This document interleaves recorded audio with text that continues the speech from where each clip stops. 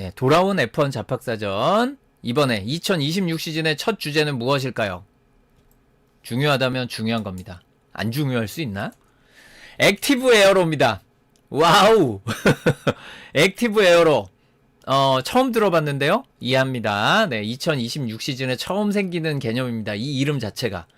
액티브란 말도 자주 들어봤고, 에어로도 자주 들어봤는데, 이걸 붙여서 고유 명사나 혹은 아주 중요한 명사로 써먹는 거는 처음이죠. 2026년이. 액티브 에어로입니다. 이 액티브 에어로에 대해서 제가 모든 걸 다 설명하냐? 안 되고요. 모든 거 설명이 거의 불가능한 수준입니다. 그래서 진짜 중요한 개념 몇 가지만 짚고 넘어가는 F1 잡학사전이 되겠습니다.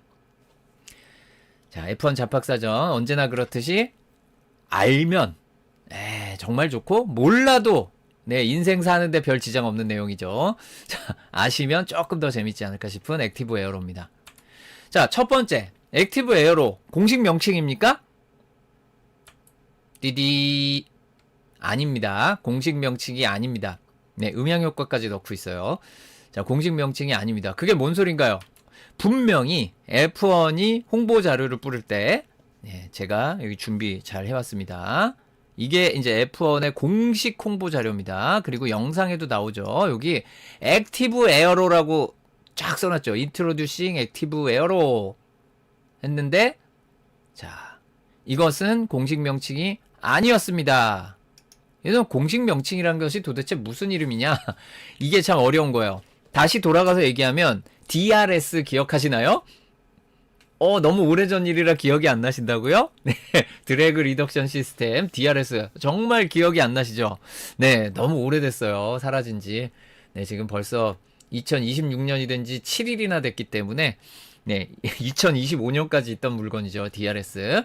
네, 이게 처음 등장한 게 2011년인데요. 처음 등장했을 때 공식 명칭이 DRS가 아니었습니다. 이게 공식 명칭이 된 건 코로나 팬데믹 이후입니다. 놀랍게도. 그래서 이전에 이름을 여러 가지로 불렀죠. 그런데 중계방송에서 DRS라는 말을 좀 많이 쓰다 보니까 DRS가 공식 명칭으로 10년이 넘어서 10년이 더 걸렸어요. 그래서 공식 명칭이 됐습니다. 자, 이게 만약에 액티브 에어로가 공식 명칭이면 어디에 있어야 공식 명칭인가요? F1은 규정에 써 있어야 공식 명칭이죠. 그럼 규정을 가보자고요. 자, 스포팅 규정. 우선 스포팅 규정부터 가보겠습니다.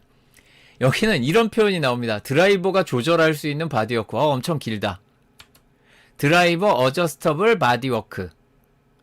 자, 근데 이 드라이버 어저스터블 바디워크라는 말은 2026년에 처음 나온 말이 아니죠. 네, 2009년에 처음 나왔습니다. 드라이버 어저스터블 바디워크는 2009년에 이제 F1 고인물들만 기억하는 리어윙은 냅두고 프론트윙만 조절하는 시절이 있었다, 없었다? 있었죠. 2009년에. 이거 다 기억하실 겁니다.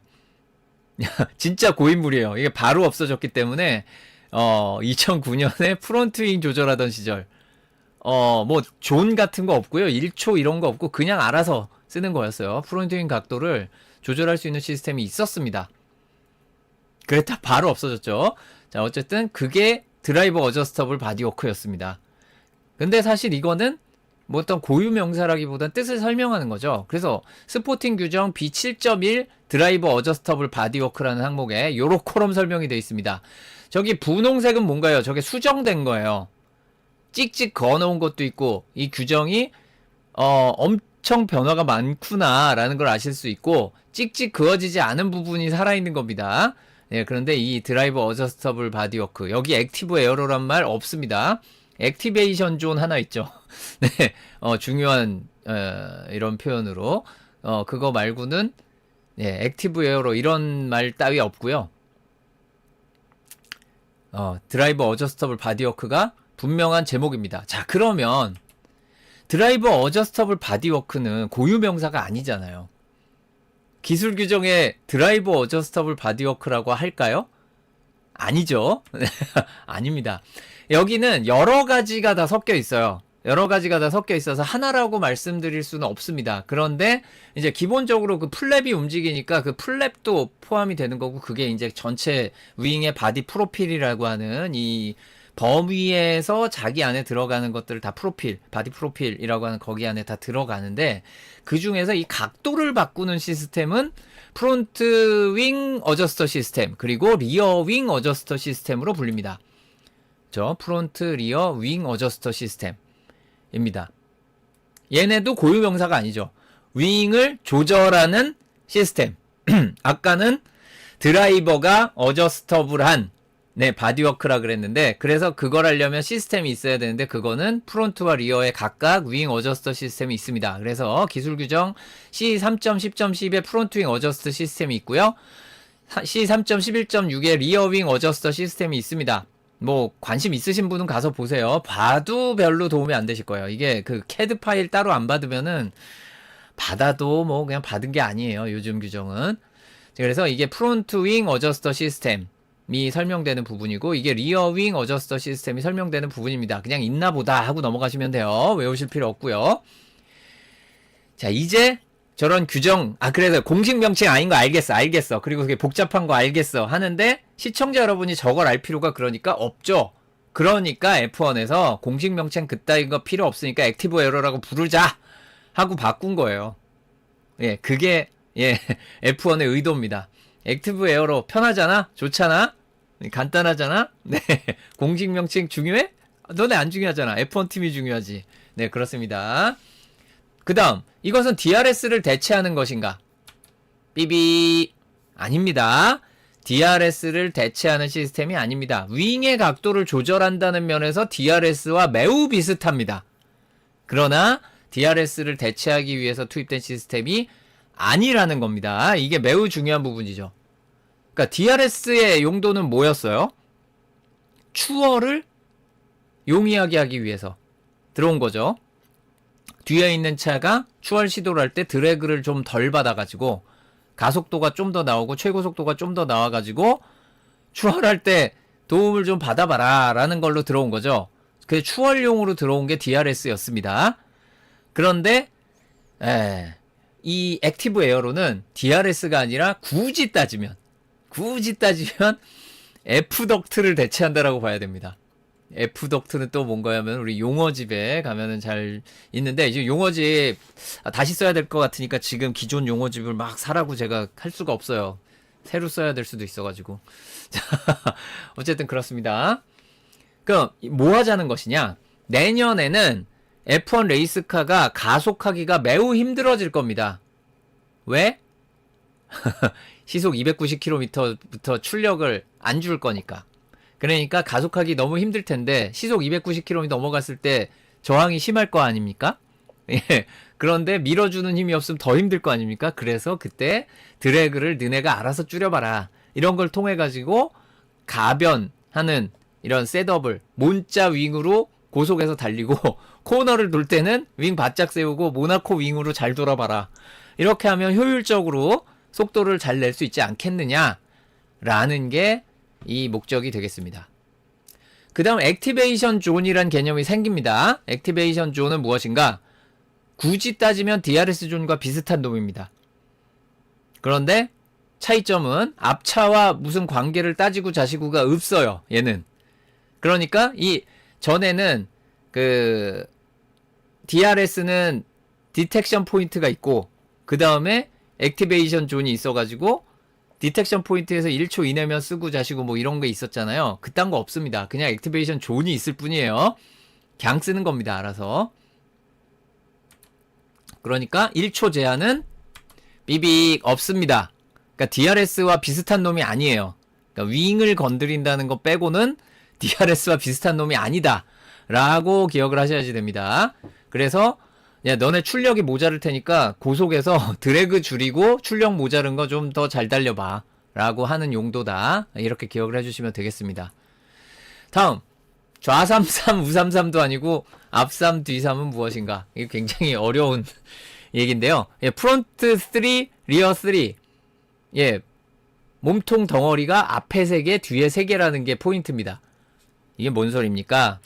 자, 이것이 무엇이냐? 전 세대의 레이스카입니다. 이전 세대 2025 시즌까지의 2025 시즌까지의 경우를 보면 프론트 윙 일단 리어 윙부터 보죠. 쉽게 DRS가 달려있던 리어윙이 몇 조각이었어요? 플랩이 2조각이었죠. 여기 메인 플레인이 밑바닥에 있고 이렇게 바짝 서 있다가 DRS 작동하면 위로 누워버리는 그런 것들이 어퍼 플랩으로 존재하고 딱 2개죠. 하나 둘. 프론트 윙은 메인 플레인 하나 있고 플랩이 3개였습니다. 그래서 4조각이었죠. 4대2였어요. 4대2였는데 그러면 저게 똑같지 않으니까 제가 얘기했겠죠. 자, 2026 시즌에는 앞에가 3조각, 뒤에가 3조각입니다. 아, 간단하다. 3대3. 뒤에가 3조각이 된다는 거 잘 기억을 하셔야 되고요. 이 사진으로 보이실지 모르겠어요. 이게 아까 저거는 제가 그린 거라 색칠을 정말 마음대로 했는데 여기 보시면 요 까만 게 보이는 여기에 하나, 여기 둘, 여기 셋. 뭐 이거 말고도 이 주변에 바뀌는 게 엄청 많은데요. 예를 들면 그 파일런이라 그러죠. 가운데 기둥을 2개를 무조건 세워야 돼요. 2026년엔 가운데 하나가 안 됩니다. 규정상 2개를 세워야지 되고 빔윙은 없어졌고요. 좀 복잡한 거 되게 많은데요. 어쨌든 여기 위에서 보면 이게 3덩어리여야 한다. 그리고 여기 끝에가 엔드플레이트 또 올라오죠. 다시 바뀌었습니다. 그거 옛날에 없앴던 거 다시 원위치 시켰어요. 엔드플레이트 더 이제 윙 위로 올라옵니다. 2025 시즌까지는 그 윙 위로 올라오는 부분이 없는 거였는데 이제 다시 올라오고요. 프론트는 여기 까만 부분 뒤에 여기 하나 둘, 리어윙도 여기 넓은 엔드플레이트 뒤에 하나 둘. F1이 써있는 플랩과 거기 중간 플랩 여기 빛이 반사하는 플랩 있고 여기 메인 플레인 있고 이런 식으로 3조각. 여기도 까만 플레인, 여기 중간 플레인, 여기 허연 빛 반사가 이렇게 된 거. 여기 중간 플레인, 그 다음에 여기 맨 위에 탑모스트 맨 위에 있는 플레인. 예, 이렇게 있습니다. 못 믿으실까봐 F1이 만들어서 공개했던 영상에 이게 그 F1이 공개했던 영상의 스크린샷. 프론트윙 몇 조각이에요? 이제 다 믿으실 수 있겠죠? 제가 거짓말하는 걸 아니라는 걸 여러분이 아실 수 있는 하나 둘 셋 3개군. 예, 아실 수 있죠? 3개입니다. 뒤에 요것도 이거 2개라고 우기시는 분이 있을까봐. 네, 이것도 리어 윙입니다. 하나 둘 3개입니다. 하나 둘 셋. 이게 지금 완전 그 작동을 하고 있는 누워있는 상태죠. 3개입니다. 완전 달라진 겁니다. 예, 프론트윙과 리어윙 구조가 뭐 대부분의 것들이 다 많이 달라진 2026 시즌이지만 일단 개수가 달라졌다. 그러니까 많이 달라집니다. 다음 X모드, G모드란 말을 쓰던데요. 제가 오버테이크 모드 영상 올리니까 오버라이드는요 마문요 하고 찾으시는 분들이 계신데 그거 없어졌다는 얘기를 제가 열심히 했습니다만 따로 언급을 안 하면 사람들이 기억을 못 하더라. 자, X모드, G모드 없습니다. 뿌이.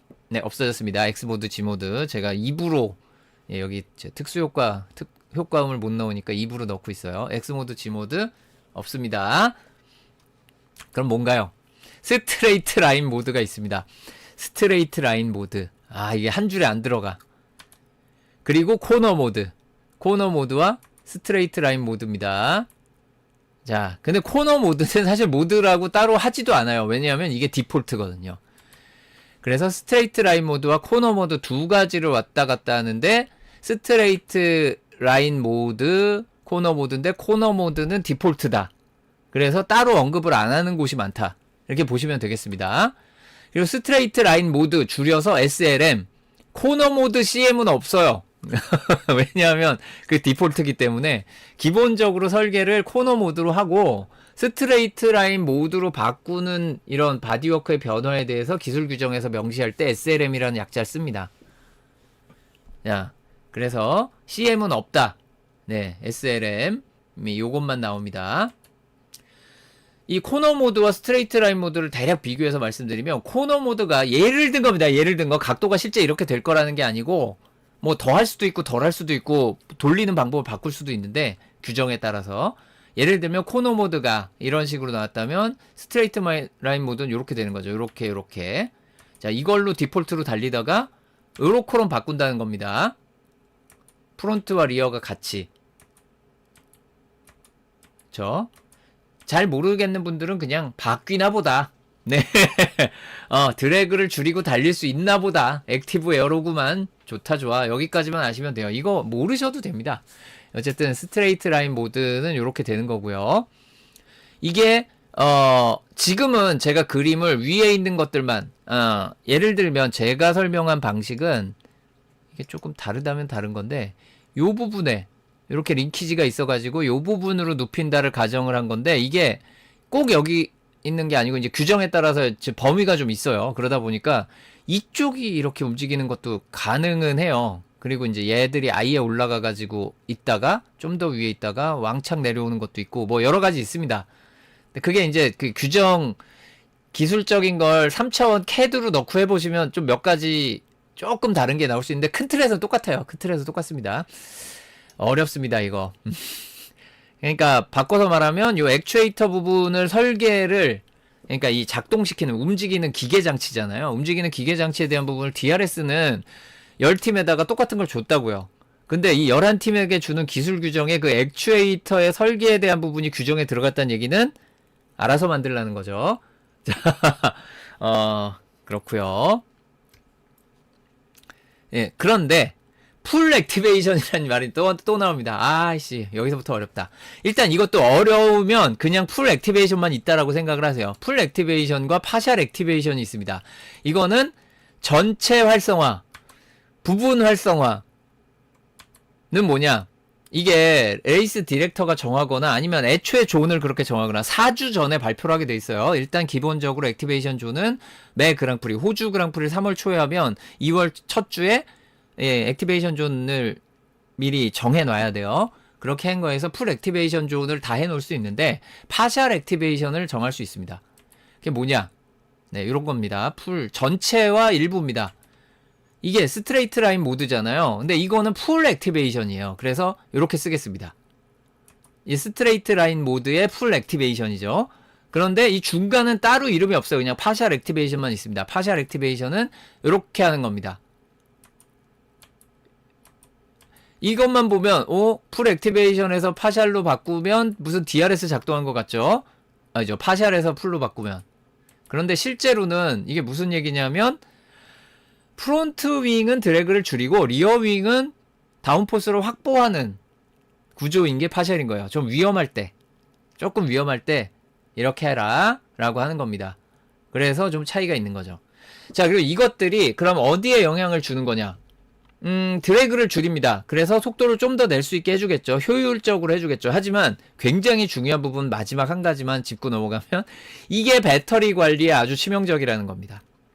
제가 다른 영상에서 오버테이크 모드를 설명하면서 굉장히 속도 차이가 많이 날 것이다 라고 말씀을 드렸는데 단순하게 한 랩에 모두가 에너지를 꽉꽉 채우고 있는 상태에서 달린다면 오버테이크 모드 하나 가지고 할 수 있는 게 별로 없어요. 별로 없습니다. 그런데 누적을 하면 이게 일이 커지죠. 왜냐하면 배터리 관리와 아니 지금 여기에는 뭐 하이브리드에 대한 얘기가 하나도 없었잖아요. 지금 제가 요 페이지 설명할 때까지 하이브리드나 뭐 동력 계통 이쪽 얘기가 하나도 없었어요. 그런데 갑자기 배터리 관리는 뭔가요? 자, 이제 다시 돌아가서 보면 아까 우리가 요걸 스트레이트 라인 모드와 코너 모드 이걸 했잖아요. 자, 모나코에서 하이 다운포스 모드로 물론 가면 좋죠. 가면 좋은데 거기에서 다운포스로 코너 공략을 빠르게 하는 곳이 많아서 라는 의미와는 좀 다르게 물론 코너 공략할 때 도움이 되겠지만 브레이크로서도 이런 높은 다운포스 셋업이 작용을 할 수 있습니다. 강한 에어 브레이크가 돼주는 거죠. 이렇게 해주면. 바꿔서 말하면 이렇게 하면 브레이크가 잘 안 걸린다는 거죠. 그건 브레이크 쪽의 부담이 더 커지는 거죠. 이건 에어 브레이크가 분담을 해준다. 실제로는 에어 브레이크라고 부르면 안 되지만 에어 브레이크가 분담을 해준다라고 생각하셔도 됩니다. 뭐 결과적으로는. 자, 코너 모드는 그런 거예요. 그런데 이 스트레이트 라인 모드라는 걸 함으로써 무슨 짓을 할 수 있느냐? 물론 브레이크 밟는 순간 이렇게 됩니다. 자동으로. 네, 자동으로 이렇게 됩니다. 브레이크 밟는 순간 이렇게. 자, 하지만 어쨌든 이걸 통해서 높은 속도가 난 상태에서 거기에서 브레이크를 밟게 되면 이제 처음에는 이제 이걸로 이제 에어 브레이크도 있겠지만 이걸로 속도를 더 높여놨기 때문에 더 높은 속도, 더 낮은 드래그에서 달리는 중에 브레이크를 밟으면 편차가 최저 속도를 우리가 맞추는 속도까지 이 차이가 커지죠. 그러니까 내가 그 드래그를 줄이지 못했다면 요 정도 속도가 났는데 드래그를 줄여가지고 더 속도를 높였어.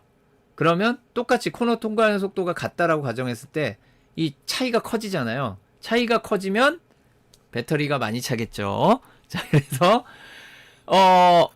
이걸 안 하면 안 되는 이유가 지금의 계산으로 봤을 때는 그 액티브 에어로가 없으면 에너지를 채울 방법이 없어요.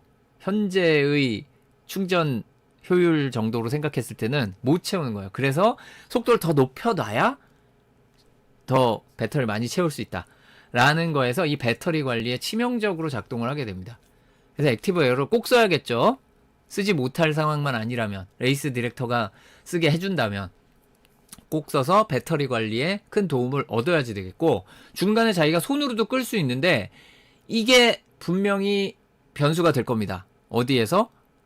보통은 브레이크 밟기 전에 DRS 시절엔 DRS를 닫았어요. 먼저 브레이크 밟기 전에 DRS 살짝 먼저 닫는 경우가 꽤 있었습니다. 배터리 충전에 여유가 있으면. 그래서 속도를 살짝 줄이면서 브레이크에도 살짝 열을 줬다가 그 다음에 이제 본격적인 브레이크 뭐 이런 식으로 간다는 느낌이었는데, 자세 잡아놓고. 그런데 이렇게 하면은 모자랄 수도 있어요. 그래서 무리해서 최대한 당겼다가 최대한 브레이크 이렇게 가는 경우가 나오면 위험한 장면도 나올 수 있겠다. 이런 거를 좀 짐작을 하시면 되겠고, 역시 배터리 관리를 잘 하려면은 액티브 에어로도 잊지 않고 써줘야 되겠다 라는 것도 기억하시면 좋겠습니다. 당연한 얘기지만 드라이버들이 켜야 됩니다. 액티브 에어로 자동으로 켜지지 않습니다. 액티브 에어로 드라이버가 알아서 켜야 됩니다. 이 사용할 수 있는 존을 몇 개나 줄지 모르지만 호주는 최소 4개는 줄 거잖아요. DRS 준 만큼은 주겠지, 설마. DRS보다 조금 더 주는 걸 지금 생각을 하고 있거든요. 액티브 에어로를 쓸 수 있는 액티베이션 존은. 그런데 호주는 무려 4개였죠. DRS 존이. 그러면 액티베이션 존이 4개 플러스 알파가 될 수도 있어요. 그러면 아주 위험한 장면도 더 많이 나올 수 있겠다. 뭐 이렇게 생각하시면 되겠고, 사고는 안 났으면 좋겠습니다. 브레이크 밟으면 꺼진다. 이렇게 해서 아직 공식 명칭은 아니지만 다 헷갈리잖아 한잔해 하면서 그냥 액티브 에어로라고 부르기로 한 놈, 액티브 에어로에 대해서 F1 잡학사전에 대해서 수박 겉핥기로 수박 겉핥기만 해도 굉장히 어려우신 분들이 많으셨을 텐데, 수박 겉핥기로 알아봤습니다. 몰라도 사는데 지장은 없다. 네, 이렇게 생각을 하시고 봐주시면 좋겠습니다.